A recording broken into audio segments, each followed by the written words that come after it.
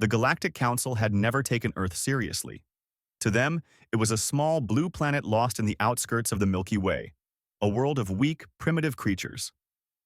They watched it for years, quietly studying humans, but always with amusement rather than concern. A backward species, Commander Xylar of the Andromeda Fleet said, stretching his long, jointed arms across the observation deck. They cannot even leave their own planet efficiently. How could they ever challenge us? Across the council chambers, other alien leaders nodded, echoing his sentiment. Each came from a world of unimaginable technology, of fleets that could crush planets in a single strike. Yet here they were, inspecting a species that barely mastered space travel. It was then that the decision was made. The Council would issue an ultimatum to Earth. They would demand submission. The humans would either surrender and accept Council rule, or they would face the consequences. It was supposed to be an easy victory. No one in the Council imagined that humans would even resist. On Earth, things were very different. Humans had grown used to facing impossible odds and surviving. Though they lacked the technology of the Council, they had something else: ingenuity and courage. When the first communication from the Galactic Council arrived, humanity paused. The message was clear, cold, and arrogant. Submit or perish. Your world is insignificant, and resistance is futile. Every nation received the message. Every leader, scientist, and engineer knew the stakes. And yet, instead of panic, something remarkable happened. Humans united. Old rivalries faded. Countries shared resources, knowledge, and strategies. Humanity had survived wars, disasters, and crises for thousands of years, and now they faced a threat unlike any before. In the secret labs and command centers scattered across Earth, teams worked tirelessly. Engineers examined alien transmissions, reverse engineering data from probes and signals the Council had already sent. Scientists worked to understand the alien weapons, predicting how they functioned and where their weaknesses might lie. Even ordinary citizens contributed. Civilians volunteered in research, logistics, and defense planning. In orbit, humans had only a few ships, small and fragile compared to the Council's massive fleet. But they were clever. Their ships were equipped with devices that could disrupt alien sensors, redirect energy blasts, and even mimic alien signatures. Every ship was different, designed for a specific purpose in a larger strategy. Major General Elena Vargas, one of Earth's top military leaders, studied the maps of incoming Council forces with her team. "They think they can intimidate us with numbers," she said, her finger tracing the massive fleet on the holographic map. "They don't understand humans. They don't understand what we're capable of when our backs are against the wall." Her team nodded. Each person in the room knew that the coming battle would test humanity like never before. And yet, there was no fear, only determination. Back on the Council's flagship, the alien commanders continued to mock humanity. "They cannot even coordinate their own countries," Commander Xylar sneered. "How can they possibly resist us?" But as they prepared to enter Earth's orbit, small disruptions began to appear. Unnoticed at first, minor satellites went dark. Communications signals glitched. Then, suddenly, the first Council probe was destroyed. Not by a massive weapon, but by a simple human-made drone, small enough to seem harmless, yet precise enough to obliterate the probe's core systems. The Council froze. Commander Xylar's long fingers tightened around the edge of his command panel. This cannot be. They are interfering with our systems. But how? Meanwhile, on Earth, young engineers and computer specialists cheered quietly as they watched the probe explode on their monitors. Humanity had made their first strike, subtle but effective. And it was only the beginning. Humanity's strategy was simple: use every resource at their disposal. Fight smarter, not just harder. On Earth, scientists discovered patterns in the Council's communications, allowing them to predict movements before they happened. Engineers modified weapons to exploit weaknesses in alien materials. Even children contributed, helping code simple programs that, surprisingly, disrupted alien systems. As the Council fleet entered orbit, humans launched their first coordinated defense. Swarms of small, fast ships darted through space, dodging energy beams that would have destroyed them instantly if they moved predictably. They used the asteroid belt for cover, weaving in and out of natural formations while the alien fleet fired blindly. The Council was shocked. Their largest vessels, designed to crush planets without effort, struggled to target the human ships. Every attack that should have been lethal failed. Every calculated strike was anticipated. Humans, the Council realized, were not just surviving, they were controlling the battle. On the surface of Earth, the world watched in tense silence. Massive screens in cities showed the incoming alien ships, gleaming silver and blue under Earth's atmosphere. And yet, there was no panic. People prayed, yes, but they also worked. Factories ran day and night, producing weapons, repair drones, and energy shields. Scientists adjusted power grids to provide extra energy to orbital defenses. Humanity was alive, united, and ready. Inside the Council fleet, tensions rose. "They anticipate our attacks," another commander exclaimed. They are planning beyond what we expected." Xylar's voice cut through the chamber, low and cold. "No species should surprise the Council. Prepare all weapons. We will show them the futility of resistance." Yet, even as he spoke, minor failures began to cascade. One Council cruiser lost power in half of its systems. Another, attempting to fire on human satellites, was hit by an unexpected EMP burst, knocking its weapons offline. The humans had no fleet anywhere near the size of the Council's, yet they were winning small battles everywhere at once. Back on Earth, General Vargas watched the reports with pride. "They think this is intimidation," she said quietly. "But every move they make gives us more information. Every mistake strengthens our position. Humanity doesn't need to be the strongest. We need to be smarter, faster, and united. And we are all three." For days, humans continued their preparations. Engineers built more drones, capable of disrupting Council systems.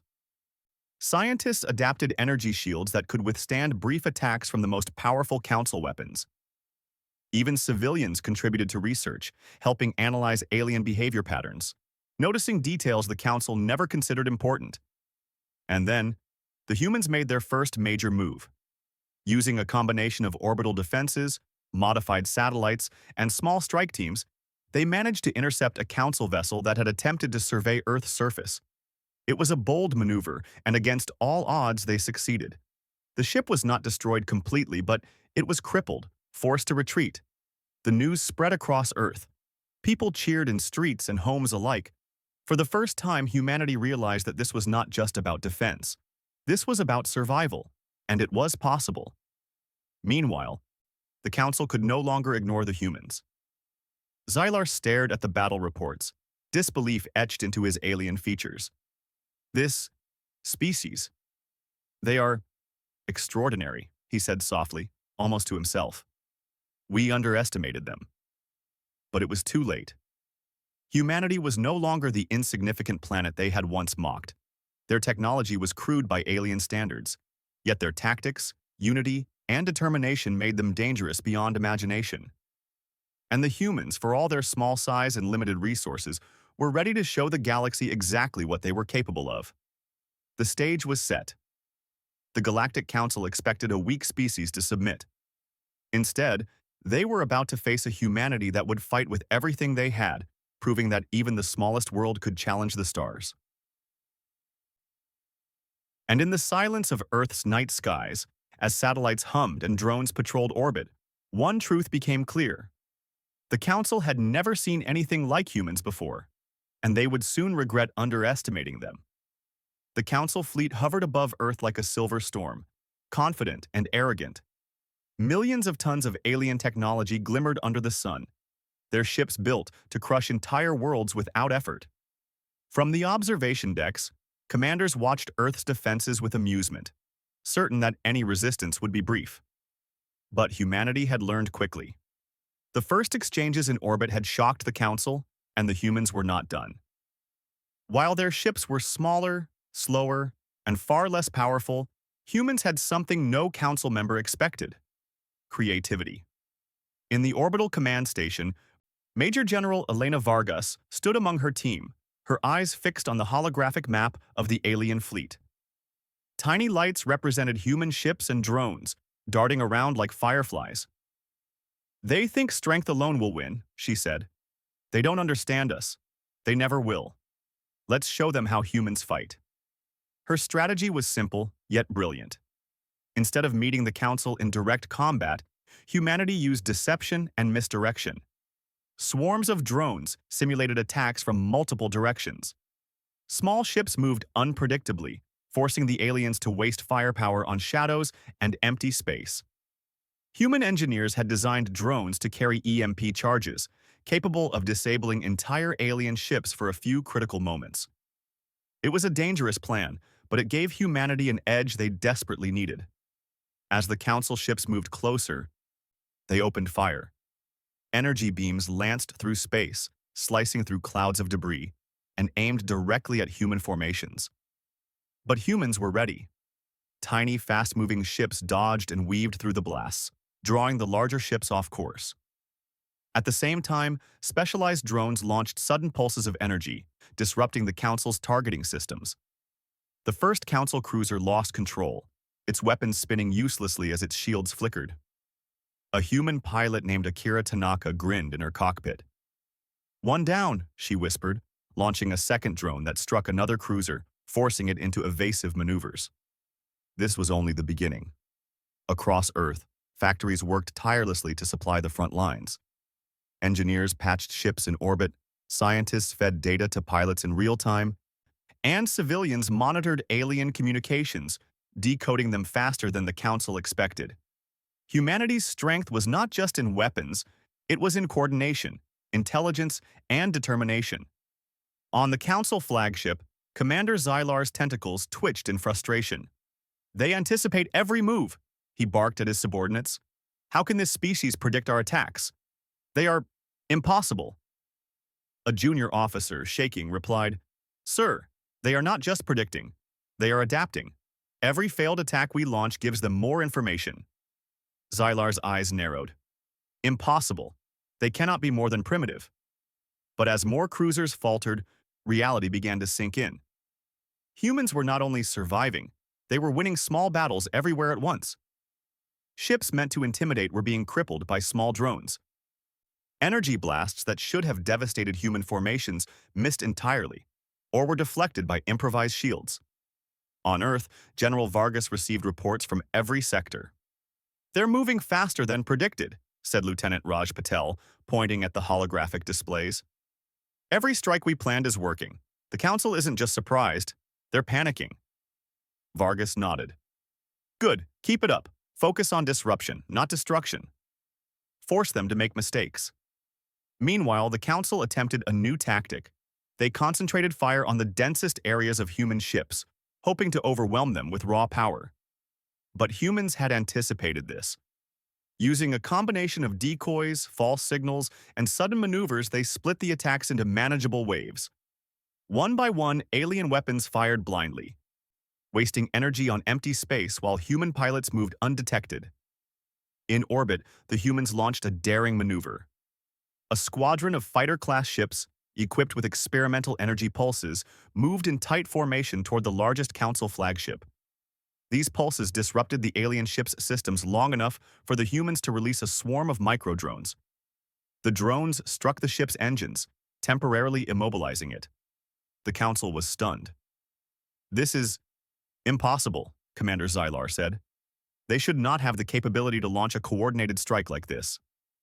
On Earth, citizens watched live feeds of the battle. People cheered as small victories were reported. Another cruiser disabled, another fleet forced to retreat, another drone swarm destroying alien surveillance satellites. Humanity had not yet delivered a decisive blow, but the psychological impact was immense. The Council's confidence was beginning to crack.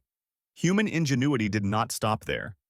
Scientists had developed adaptive shields capable of absorbing energy from alien blasts and redirecting it. Engineers had modified missiles to follow the Council ship's sensor patterns, striking at weak points the aliens didn't even know existed. Every human resource, every mind, contributed to the defense. A young pilot named Maria Alvarez became a legend in these first hours. Her ship darted through enemy fire like a hummingbird, striking Council cruisers with precision. At one point, she maneuvered through a dense energy storm, launching a drone that disabled the cruiser's weapon system entirely. Her colleagues cheered over the comms, but Maria only smiled. "We're just getting started," she said. Even as victories mounted, the Council attempted to regroup. They coordinated attacks from multiple fleets, aiming to corner the humans in orbit. But humans anticipated this as well. General Vargas had studied the aliens' command patterns and predicted their maneuvers. Using a combination of false signals and pre-positioned drones, humans split the alien forces, isolating ships and forcing them into individual battles they could manage. By the third day of engagement, the Council fleet was in chaos. Ships that should have been invincible were now disabled, drifting through space. Smaller vessels had been destroyed entirely. Commander Xylar could no longer maintain control. His fleet, once confident, now scrambled to avoid further losses. "This species, they are more than we expected," he admitted quietly, almost to himself. "They are dangerous." Humanity, however, did not give them time to recover. Using a combination of orbital lasers, energy pulses, and micro-drone swarms, humans struck again and again, forcing alien ships to retreat further from Earth's orbit. Each victory inspired more determination on Earth. Civilians worked harder, engineers solved problems faster, and pilots fought with unmatched courage. By the end of the week, the first major Council flagship was destroyed entirely. The explosion lit up space like a second sun, visible even from Earth's surface. Citizens erupted in celebration, cheering for the pilots, engineers, and scientists who had made the impossible possible. Humanity had struck fear into a species that had never known fear. In the Council chambers, panic spread. "How can a primitive species destroy our flagship?" one officer demanded. "We have weapons capable of annihilating planets, yet they outmaneuver us." Xylar's tentacles flexed in anger. "We underestimated them. That was our mistake. Prepare for full assault. Do not let them survive another day." But it was too late. Humanity had already shown that brute force was not the only weapon. Intelligence, strategy, unity, and courage were equally deadly. Humans had taken the first strike and turned it into an advantage. On Earth, General Vargas addressed her team. "They expected us to run. They expected us to surrender. Instead, we have fought back and shown them our strength. But this is only the beginning. The Council will regroup. We must be ready." Scientists continued decoding alien systems. Engineers continued improving weapons. Civilians continued supporting in every way possible. Humanity was united in a single purpose: survival and victory. By the time the Council fleet retreated, beaten but not destroyed, a new reality was clear. Earth was no longer a weak planet. Humans were a force to be reckoned with. Across the galaxy, whispers spread about the tiny blue planet that had dared to strike back, and strike successfully. And humanity, for all its small size and limited resources, had begun to claim its place among the stars. For the first time in history, humans looked at the stars not with fear, but with confidence. They had survived the first challenge, and they had done it together. The Galactic Council would never forget this lesson. Humanity was no longer insignificant. Humanity was dangerous. And humanity was ready to fight for its home with every ounce of courage, intelligence, and determination it possessed. The stage was set for the next battle. The Council had been shocked, humiliated, and forced to retreat. But humans were not done. They had tasted victory, and the galaxy would soon learn just how far Earth's defenders were willing to go. The future was uncertain, but one thing was clear: humans would never bow. Humans would never surrender. And humans had only just begun to show what they could do. The Council fleet had never expected resistance like this. Ships that were once feared across galaxies now floated damaged and disabled in Earth's orbit. Commanders muttered in disbelief, struggling to coordinate their forces. Every attempt to regroup ended in failure. The humans were not just defending, they were controlling the fight, dictating the pace of battle, and striking with precision no alien species had ever seen. On Earth, General Elena Vargas paced the Orbital Command Center. She examined the latest reports on holographic displays, each showing Council ships faltering under human tactics. Her expression was calm, but her mind raced. "They're panicking," she said to her second-in-command, Lieutenant Raj Patel. "They don't understand what they're facing. That's our advantage. We have to keep the pressure on." Patel nodded. "Our drones are still functioning at full capacity. The Council's sensors are disrupted, and their ships are scattered. If we act carefully, we can isolate them one by one." "Yes," Vargas replied. "And we will. But we have to stay unpredictable. They may be learning fast." The Council's flagship hovered in orbit, massive and glimmering under the sunlight. Commander Xylar's long tentacles flexed nervously as he reviewed damage reports. "How can this be?" he hissed. "A primitive species is outmaneuvering us? They are exceptional." Other Council leaders looked to him, fear and frustration written across their alien features. Their arrogance had been shattered. For centuries, they had crushed weaker civilizations without mercy. Now they faced humans, species they believed insignificant, and they could not adapt fast enough. Xylar slammed his claws on the control panel. "Send reinforcements. Focus all firepower on the largest human formations. Crush them before they gain more confidence." But it was too late. Humans were already several steps ahead. By now, they had mapped the Council fleet's behavior patterns, noting subtle delays in communication and weaknesses in coordination. Even minor disruptions could create massive effects. On Earth, scientists worked day and night to improve strategies. Data analysts studied alien fleet patterns, predicting movements before they occurred. Engineers created devices capable of generating holographic decoys, making it nearly impossible for Council weapons to target real human ships. Civilians volunteered in research centers, decoding alien signals and monitoring communications. Humanity's effort was total. As the Council prepared a massive strike, human forces launched a daring offensive. Small ships, invisible to the Council's sensors, moved in close to critical command vessels. Drones swarmed like clouds, disabling engines, shields, and weapons. Council ships struggled to respond, firing blindly at empty space. The chaos was complete. Major Pilot Maria Alvarez led a squadron in a high-risk maneuver. Her team darted through a corridor of alien cruisers, weaving between energy blasts with unmatched precision. They deployed EMP drones that temporarily paralyzed enemy ships, leaving them vulnerable to concentrated strikes. Each movement was calculated, every action synchronized. From the Council's perspective, it seemed impossible. "How do they coordinate so perfectly?" an officer whispered in fear. "We have thousands of ships, yet they control the battle with a fraction of the force." Xylar's gaze hardened. "They must not be allowed to think. Do whatever it takes to intimidate them. Strike harder. Strike faster." But every attempt failed. Humans anticipated alien tactics, turning attacks into traps. Energy beams fired at decoys, while real ships struck from unexpected angles. Drones sabotaged weapon systems in critical moments. Council vessels collided with debris from their own destruction, forced into evasive maneuvers by human interference. On Earth, the people were tense but determined. Across cities, communities gathered to watch updates. Children cheered as their pilots achieved victories. Engineers in orbit sent reports that were met with applause. Humanity had become a single, coordinated force, united in its purpose. The first Council flagship to attempt a concentrated strike was destroyed. Humans had used a combination of adaptive shields and focused fire to overwhelm its systems. When it exploded in space, a visible shockwave rippled across Earth's orbit.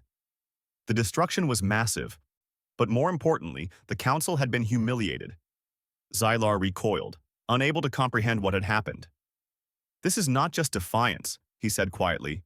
"This is genius. They are extraordinary." Other Council leaders were not so calm. Arguments erupted in their chambers. Some argued for retreat, while others insisted on revenge. The Council had never faced an enemy capable of outthinking them, and the realization was terrifying. Meanwhile, humanity continued its assault, but not recklessly. General Vargas emphasized precision. "We don't need to destroy their fleet entirely," she said. "We need to make them understand that they cannot dominate Earth. We need to show them that humans are not weak. Every strike should remind them of that." From orbit, human pilots executed daring raids. Squadrons of fighter-class ships infiltrated Council formations, striking at weak points before disappearing.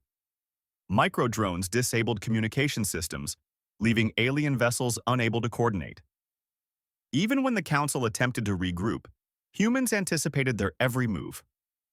The Council grew desperate.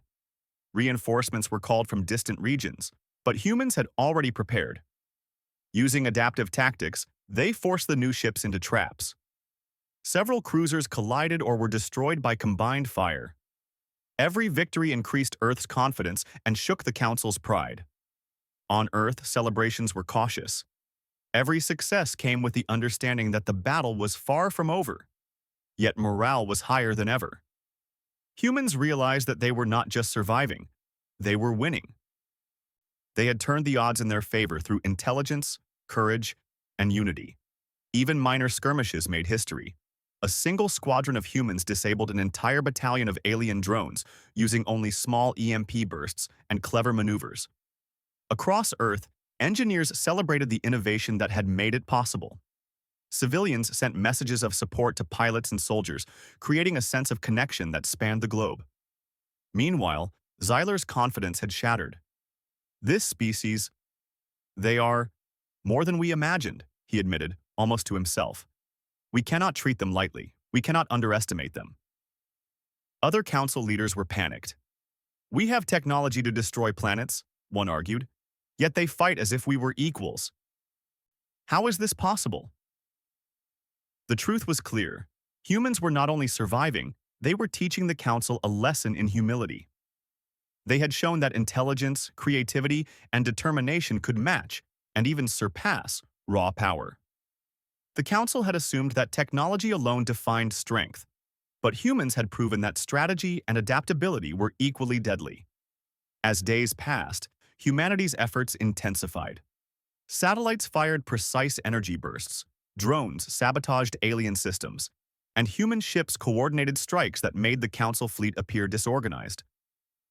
Even small victories were amplified by clever communication, making the humans seem everywhere at once. By the end of the week, the Council fleet was in disarray. Several cruisers had been destroyed, many others were crippled, and morale among alien forces had collapsed. Zylar was forced to call a temporary retreat, not because humanity had destroyed them entirely, but because the psychological impact of human strategy was too great. On Earth, people celebrated cautiously. Humanity had won the first major round, but everyone knew the Council would return. Scientists, engineers, and pilots redoubled their efforts, preparing for the next engagement.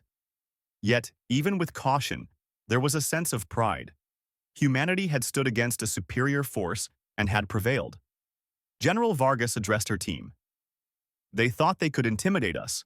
They thought we would surrender. Instead, we have shown them our strength, our intelligence, and our unity. Remember this feeling. This is what humanity is capable of when it stands together." And humanity was learning that their unity was their greatest weapon. Across continents, people continued to work for a common purpose. Factories operated day and night. Scientists analyzed alien tactics. Pilots practiced maneuvers that would later become legendary. Even civilians contributed by monitoring alien signals and developing countermeasures. The Council, meanwhile, faced internal chaos. Factions argued over how to respond, each blaming the other for underestimating humans. The realization was sinking in. Earth was not insignificant. Humans were not weak. And humans were capable of defeating forces that had never been challenged before. Zylar's voice was quiet but determined. "We cannot underestimate them again. We must plan carefully. They are dangerous. They are clever. And they fight with something we cannot match: unity." Humanity, for its part, was preparing for the next phase. They had learned much about the Council's technology and strategy, and they intended to use that knowledge to defend their planet, and perhaps one day to reach beyond it. The stage was set for the next round of conflict. The Council had been shocked, their pride wounded and their confidence shaken. But humans had tasted victory and they would not stop. The galaxy had been warned. Earth was no longer a minor world. Humans were clever, united, and unstoppable when pushed to the edge. The next encounter would not be about intimidation. It would be about proving, once and for all, that humanity could not be ignored. And the Council, for all their technology and experience, had never faced an enemy quite like this. The Galactic Council had never faced a challenge like humanity. Their pride was shattered, their fleet battered, and their confidence broken. Earth's defenders had not only survived, they had humiliated the galaxy's most powerful alliance. Ships that were once unstoppable now floated in ruin, crippled by human ingenuity and courage. Inside Earth's orbital command center, General Elena Vargas stood quietly, watching the screens showing Council vessels retreating toward the outer rim of the solar system. Her expression was calm, yet her heart swelled with pride. Humanity had defended their home and had done so brilliantly.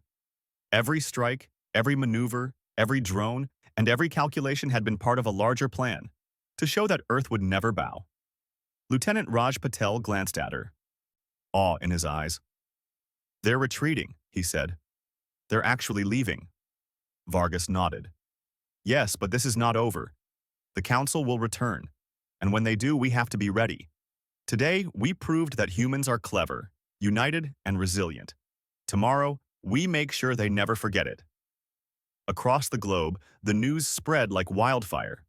People cheered in the streets, not only for the survival of their planet, but for the victory of their species. Humanity had risen together, united across nations, cultures, and languages to defend a single purpose: survival. And in doing so, they had proven to the galaxy that humans were not to be underestimated. In the council chambers, the mood was very different. Alien leaders argued fiercely. Some demanded revenge, insisting that Earth be crushed before it could grow stronger. Others, more cautious, recognized the wisdom of restraint. They had seen firsthand that humans could not be intimidated, and that brute force alone would not suffice. Commander Xylar's tentacles twitched nervously.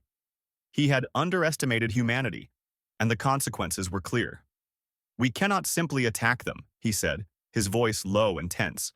"They are more than we imagined. They are organized, intelligent, and united. We have been foolish." His advisors nodded reluctantly.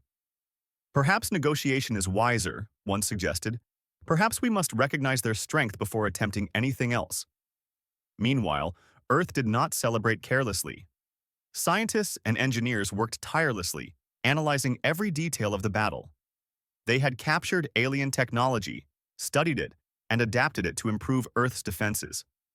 Pilots trained relentlessly, learning new maneuvers and strategies. Humanity understood that survival was not a one-time effort. It required constant vigilance. In orbit, human ships patrolled the remains of the Council fleet. Drones scanned for hidden threats. Satellites monitored communications across the solar system. Every resource available was dedicated to ensuring Earth's security. Humanity was cautious, but confident. They had survived an attack by the most powerful alliance in known space, and they had done so without losing their planet. From distant worlds, other civilizations watched. Word of humanity's victory spread quickly. They had long dismissed Earth as insignificant, but now whispers filled the galaxy. A small blue planet had dared to defy the Galactic Council, and had won. Humanity's courage, intelligence, and unity had shaken even the most powerful beings.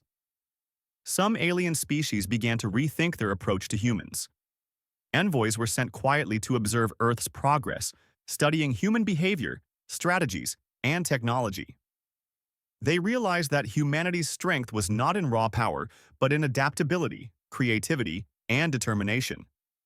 Unlike many civilizations that relied solely on technology or force, humans combined intellect, courage, and resilience, and it made them unpredictable and deadly. On Earth, life began to settle into a new rhythm. People rebuilt cities and infrastructure damaged during minor skirmishes in orbit. Scientists continued research into alien technologies. Pilots shared strategies, training new generations. And across every nation, a sense of unity remained, a knowledge that humanity had faced the impossible and prevailed. General Vargas addressed her team in the main command center. The council thought they could intimidate us. They thought we would surrender. But we stood together, we fought together, and we won. Remember this. The galaxy will now know Earth will not be conquered. Humans will not be intimidated. And humans will fight for their home until the very end. Her words resonated throughout the room. Engineers, pilots, scientists, and support staff felt a renewed sense of purpose. Humanity had survived, but they also understood the responsibility that came with victory. They were no longer merely inhabitants of a single planet.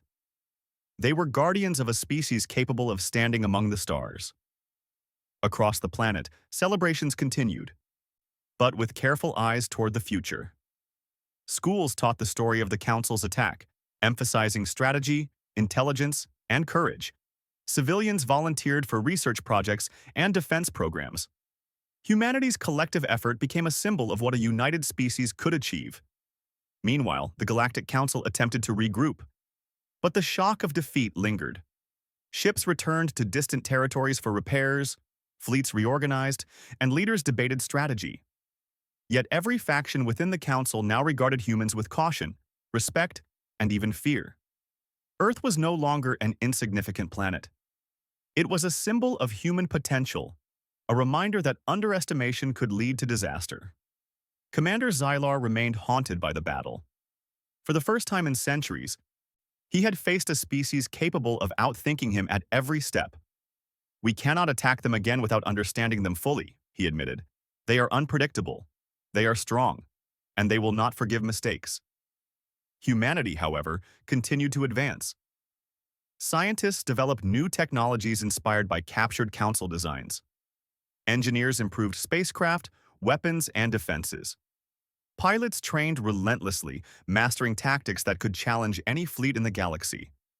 Humanity's confidence grew, but so did their caution. They understood that other civilizations would test them, and they prepared accordingly. Across Earth, people began to see themselves differently. They were no longer inhabitants of a small, vulnerable world. They were members of a species that had faced overwhelming odds and survived. Children dreamed of exploring the stars, inspired by the bravery of pilots and engineers. Adults worked together to improve their world, knowing that unity was the key to survival. In the following months, alien civilizations began to approach Earth cautiously.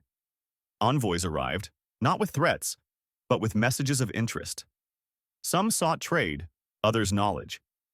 They wanted to understand the species that had defied the Galactic Council. Humans treated these visitors carefully, cautious but willing to engage. They had learned that diplomacy, combined with strength, could secure a future for their species. The Galactic Council, though humbled, could not ignore humanity. They understood that intimidation would no longer work. Any attempt to attack Earth again would risk destruction. Humanity had proven that their courage, intelligence, and unity were forces no alien could ignore. On Earth, the story of the battle became legendary. Pilots like Maria Alvarez and engineers like Akira Tanaka were celebrated as heroes. Their names were remembered in history books and taught in schools. Humanity had faced the impossible and won, not through sheer numbers, but through strategy, resilience, and the refusal to surrender. General Vargas addressed a global assembly, speaking to leaders from every nation. "The galaxy has seen what humans can do," she said. "We have faced a superior force and emerged victorious. But this is only the beginning. We must continue to work together, to innovate, to train, and to protect our home. The stars are no longer beyond our reach. Humanity has earned its place among them." Her words echoed across the planet, inspiring a generation. Scientists, engineers, pilots, and ordinary citizens alike felt a renewed purpose. Humanity was no longer passive observers of the universe. They were active participants, capable of shaping their destiny. As Earth rebuilt and prepared for the future, the Galactic Council remained in retreat, humbled and cautious. Across the galaxy, whispers spread of a small blue planet that had challenged the most powerful alliance in known space, and won. Humanity's reputation grew, not as conquerors, but as a species capable of remarkable courage, intelligence, and unity. The universe had changed. Earth was no longer insignificant. Humans were no longer underestimated. And the galaxy had learned a lesson it would never forget. Do not challenge a species that fights with heart, mind, and unity. And so, humanity looked to the stars, not with fear, but with hope, pride, and determination. They had defended their home. They had proven their strength. And they were ready for whatever challenges awaited them beyond the skies. The future was bright. The galaxy had witnessed humanity's rise, and Earth, once a small and overlooked planet, had become the symbol of courage, unity, and unstoppable determination. The Council would never forget the day Earth fought back, and neither would the humans who had proven that even the smallest world could stand against the most powerful forces in the universe. Humanity had shown the galaxy that it was not just alive, it was extraordinary.